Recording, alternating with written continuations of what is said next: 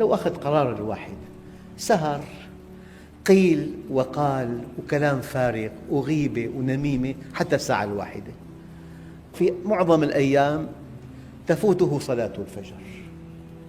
وإذا إنسان فاتته صلاة الفجر كمن بال الشيطان في أذنه. وفي حديث يقول عليه الصلاة والسلام: إذا صليتم الفجر فلا تناموا عن طلب أرزاقكم، فإن هذه الأمة قد بورك لها في بكورها. أيها الإخوة الكرام، هذه بنود 7 في زيادة الرزق. من هذه الأسباب قراءة القرآن الكريم. وقد يعجب السامع: ما علاقة قراءة القرآن الكريم بزيادة الرزق؟ يقول عليه الصلاة والسلام: البيت الذي يقرأ فيه القرآن يكثر خيره ويوسع على أهله وتحضره الملائكة وتهجره الشياطين. هل هناك أوضح من ذلك؟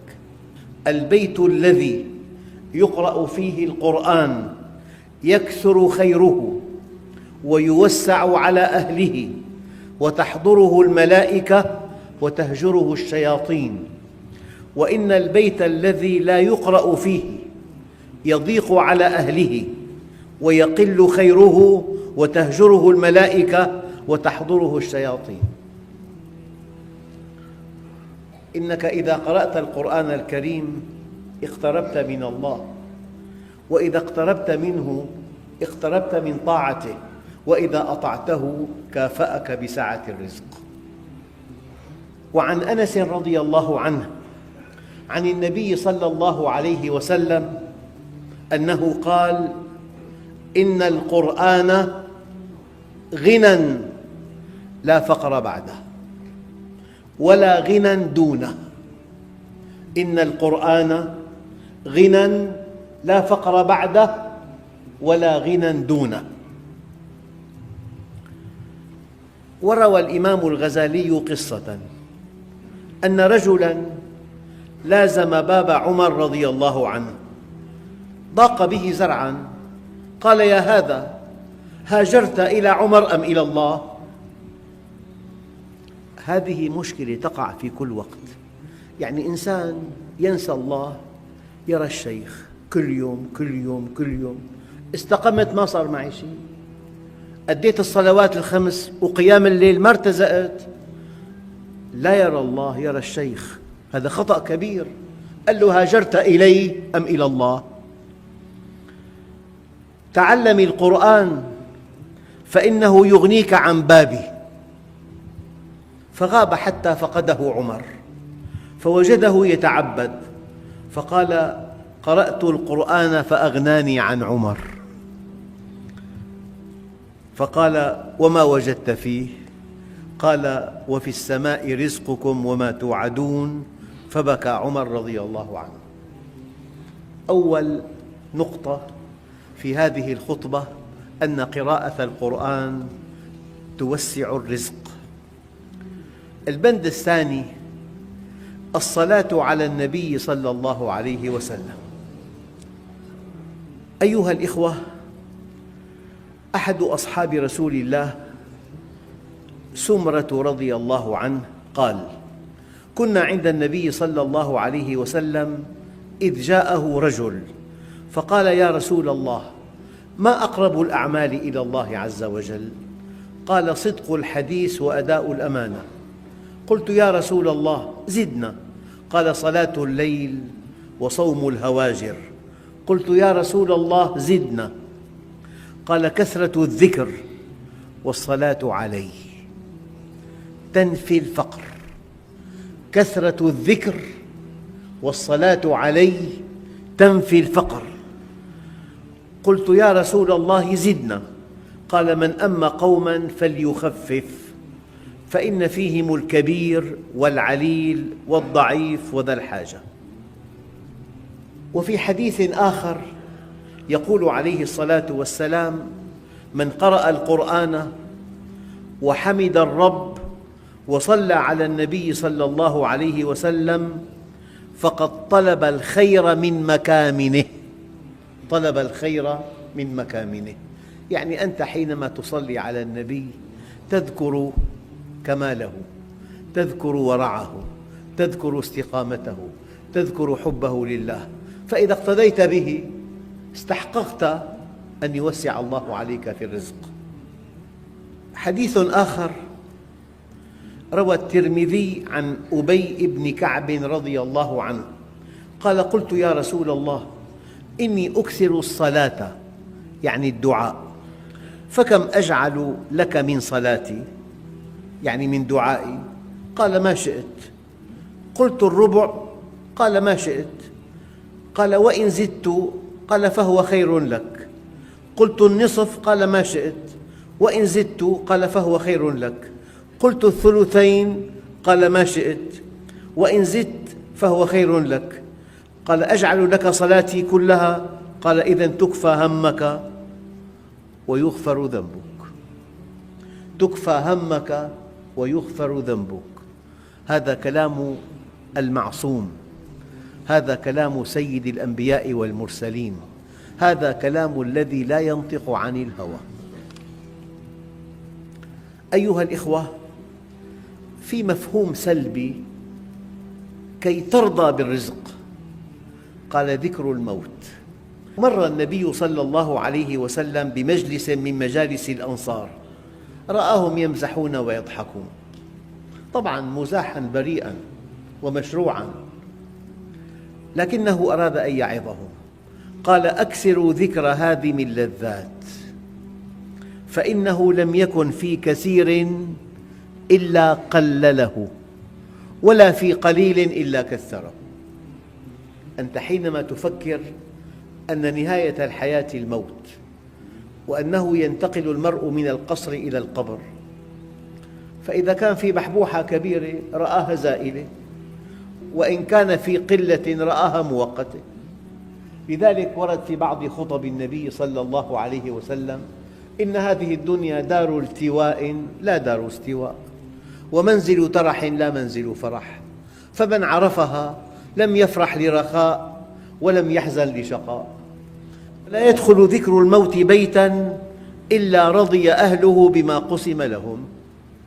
يعني بالنهاية إذا أصبح أحدكم آمناً في سربه، يعني ما في عليه مذكرة بحث، غير ملاحق، غير مطلوب للعدالة.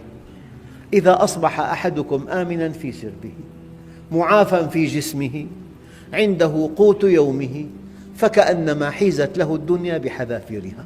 هذا البند في الخطبة طابعه سلبي، إنك إن أيقنت أنك سوف تموت ترضى بما أنت فيه. أيها الإخوة، أحد أسباب زيادة الرزق عدم النوم بعد صلاة الفجر، فقد قال عليه الصلاة والسلام: الصبحة تمنع الرزق، وفي رواية تمنع بعض الرزق. والحديث المألوف والمشهور: بورك لأمتي في بكورها. والذي يؤلم أشد الألم أن الغربيين في أوروبا وفي أمريكا وفي أستراليا تبدأ الحركة الكثيفة بدءا من الساعة 5 صباحاً. كنت قبل أسبوع في مدينة بفرنسا، والله الساعة 9 مساءً ما وجدت إنسان في الطريق، ولا إنسان، في مدينة كبيرة.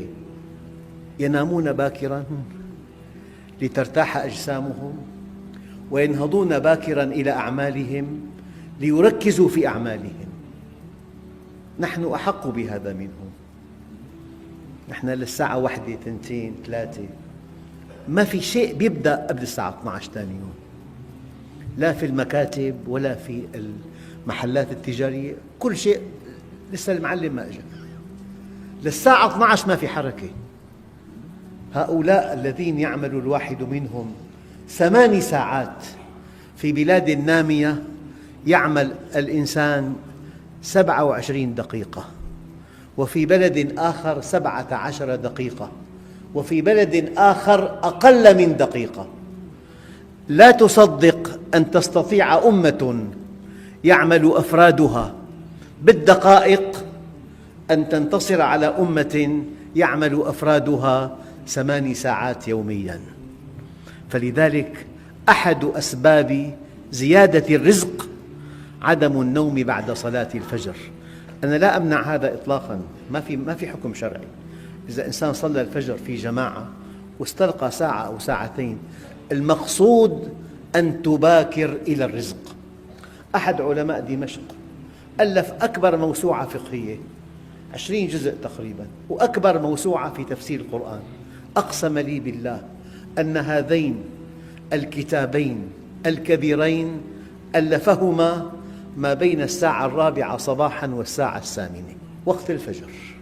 وأنا أقول لكم والله الذي أنجزه أحياناً بعد صلاة الفجر إلى الساعة 8 يزيد عن 4 أضعاف ما أنجزه أثناء اليوم.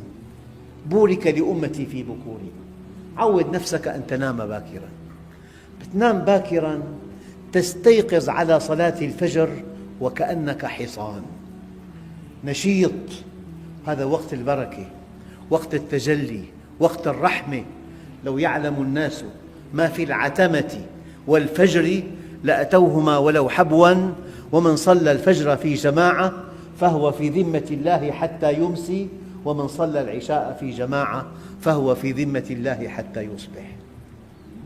السيدة فاطمة مر بها النبي الكريم وهي مضطجعة، فقال: يا بنيتي قومي اشهدي رزق ربك ولا تكوني من الغافلين، فإن الله يقسم أرزاق الناس ما بين طلوع الفجر إلى طلوع الشمس.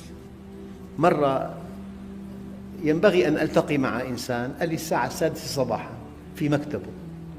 لفت نظري الساعة 6 صباحاً، هذا وقت لم يألف الناس أن يلتقوا به.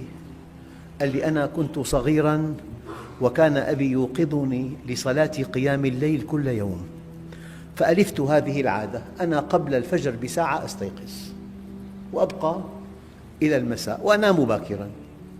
لو أخذ قرار الواحد سهر، قيل وقال وكلام فارغ وغيبة ونميمة حتى الساعة 1، في معظم الأيام تفوته صلاة الفجر.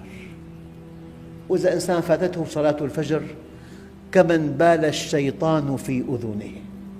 وفي حديث يقول عليه الصلاة والسلام: إذا صليتم الفجر فلا تناموا عن طلب أرزاقكم، فإن هذه الأمة قد بورك لها في بكورها. والدعاء النبوي: اللهم بارك لأمتي في بكورها. وكان عليه الصلاة والسلام إذا بعث سرية أو جيشاً بعثهم أول النهار.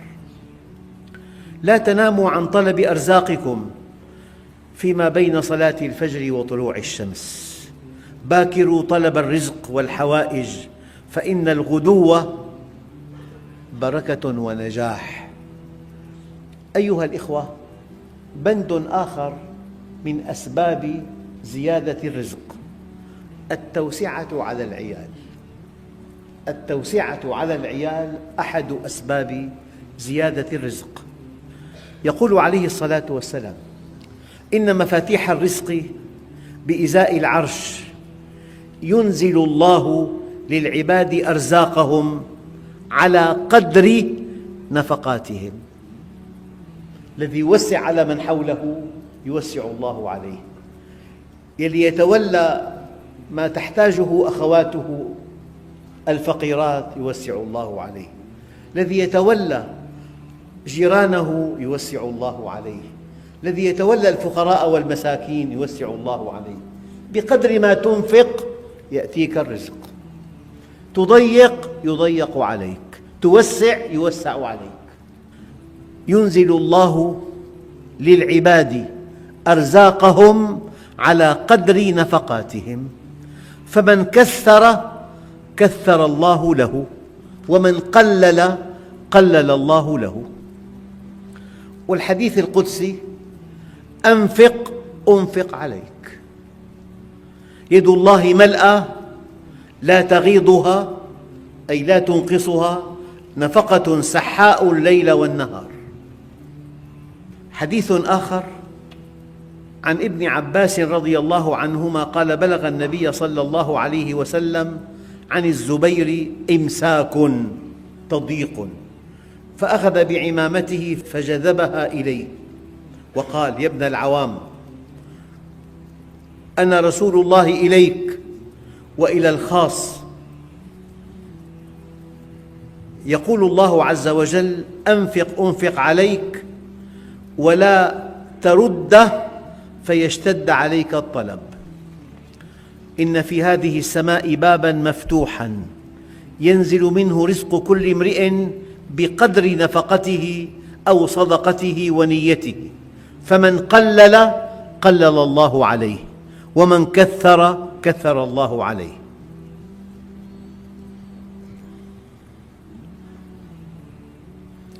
وفي حديث آخر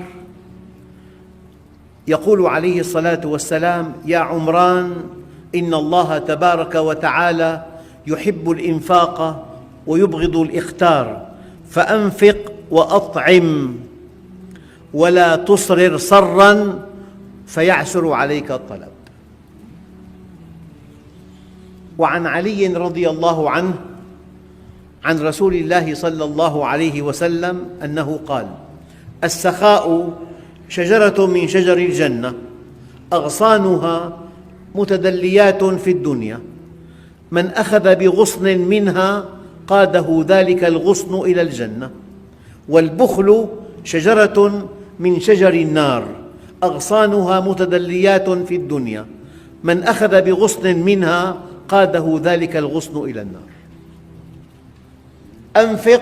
أنفق عليك، أنفق بلال ولا تخش من ذي العرش إقلالا. أيها الإخوة، في عنا بند آخر سادس: حسن الخلق أحد أسباب زيادة الرزق. عن أنس رضي الله عنه قال: قال عليه الصلاة والسلام: حسن الخلق وكف الأذى يزيدان في الرزق. الحليم مرزوق، العفو مرزوق، الكريم مرزوق، المنصف مرزوق. حسن الخلق وكف الأذى يزيدان في الرزق. وعن عبادة بن الصامت عن رسول الله صلى الله عليه وسلم أنه قال: إن الله تعالى إذا أراد بقوم بقاء أو نماء رزقهم السماحة والعفاف، وإذا أراد بقوم اقتطاعا فتح عليهم باب خيانة، حتى إذا فرحوا بما أوتوا أخذناهم بغتة فإذا هم مبلسون. أيها الإخوة، الأمانة تجر الرزق. دققوا، هذا قانون. الأمين موثوق، يتمنى الناس أن يشاركونه، يعطيه الناس أموالهم ليتجر بها. يعني أكبر ثروة تملكها على الإطلاق أن تكون أميناً. أمانتك سبب وفرة الرزق. في حديث آخر: الأمانة غنى بالمعنى المادي، بحقل الأعمال التجارية. الموظف الأمين مطلوب وراتبه مرتفع ومركزه قوي وينمو باستمرار. الأمانة غنى. الوفاء والصدق يجران الرزق. إذا واحد بشركة وفي لصاحب الشركة لم يضيع وقت الدوام إطلاقاً. الوفاء والصدق يجران الرزق، والأمانة غنى، ومن يحرم الرفق يحرم الخير. وهذا الكلام موجه للشباب. بند سابع من بنود هذه الخطبة أن النكاح أحد أسباب زيادة الرزق، وقد لا يفهم الإنسان هذا المعنى. هو بضائقة، يعني داويها بالتي كانت هي الداء. هو بضائقة. أنت حينما تطلب العفاف الله عز وجل يفتح لك أبواب الرزق، يأتيك رزقك ورزق حليلتك. الأدلة. يقول عليه الصلاة والسلام فيما رواه ابن عباس: التمسوا الرزق بالنكاح. أنت حينما تفكر أن تتزوج امرأة صالحة تسترها وتجبر خاطرها، أنت الآن مرزوق بالصير. وعن عائشة رضي الله عنها أنها قالت: قال عليه الصلاة والسلام: تزوجوا النساء فإنهن يأتينكم بالمال، يعني تأتي ومعها رزقها. والآية الكريمة أن رجلاً أتى النبي صلى الله عليه وسلم فشكى إليه الحاجة والفقر، فقال: عليك بالباءة، عليك بالزواج. شكى إليه الفقر، ما معه؟ قال له: عليك بالزواج. وعن عمر رضي الله عنه قال: عجبت لرجل لا يطلب الغنى بالباءة، بالزواج، والله تعالى يقول، دققوا الآن، افهموها فهم خاص هذه الآية: إن يكونوا فقراء قبل الزواج يغنيهم الله من فضله بعد الزواج. وفي بالجامع الصغير عدة أحاديث تبدأ بحق: حق الوالد على ولده، حق الولد على أبيه، حق الزوج على زوجه، حق الزوج على زوجته، حق المسلم على المسلم، أحاديث كثيرة.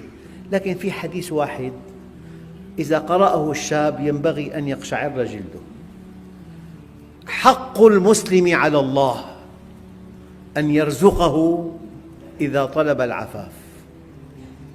حق المسلم على الله أن يرزقه إذا طلب العفاف. وقال عليه الصلاة والسلام: ثلاثة حق على الله أن يغنيهم: المجاهد في سبيل الله، والناكح يريد أن يستعفف، والمكاتب يريد الأداء. وعن أبي بكر رضي الله عنه عن النبي صلى الله عليه وسلم أنه قال: أطيعوا الله فيما أمركم به من النكاح. أطيعوا الله، أنت حينما تتزوج تطيع الله. الدليل: وأنكحوا الأيام منكم، أمر إلهي، تزوجوا أيها الشباب. أطيعوا الله فيما أمركم به من النكاح ينجز لكم ما وعدكم به من الغنى. أطيعوا الله فيما أمركم به من النكاح ينجز لكم ما وعدكم من الغنى. قال تعالى: إن يكونوا فقراء يغنيهم الله من فضله. وعن جابر رضي الله عنه قال: جاء رجل إلى النبي صلى الله عليه وسلم يشكو إليه الفاقة فأمره أن يتزوج. كم حديث صاروا؟ 3 من فعلهن ثقة بالله واحتسابا كان حقا على الله أن يعينه وأن يبارك له. من سعى في فكاك رقبة ثقة بالله واحتسابا كان حقا على الله أن يعينه وأن يبارك له. ومن تزوج، يقول لك: ما عندي بيت، ما عندي عمل، كيف أقدم على الزواج؟ نقول لك: أقدم على الزواج ثقة بالله. كل هذه الأحاديث وتلك الآية ينبغي أن تكفيك أن تثق بالله. من تزوج ثقة بالله واحتسابا كان حقا على الله أن يعينه وأن يبارك له. ومن أحيا أرضا ميتة ثقة بالله واحتسابا كان حقا على الله أن يعينه وأن يبارك له. أما من تتزوج حديثان. يقول عليه الصلاة والسلام: إذا تزوج الرجل المرأة لدينها وجمالها، بس بدأ بدينها، لدينها، والجمال مطلوب، لدينها وجمالها، كان ذلك سدادا من عوز. أما الحديث الذي يقسم الظهر: من تزوج امرأة لعزها لم يزده الله إلا ذلا. ومن تزوجها لمالها فقط ما همه أمر دينها لم يزده الله إلا فقراً، ومن تزوجها لحسنها لم يزده الله إلا دناءة، ومن تزوجها لم يتزوجها إلا ليغض بصره أو ليحصن فرجه أو ليصل رحمه، بارك الله له فيها وبارك لها فيه. يعني فعليك بذات الدين تربت يداك.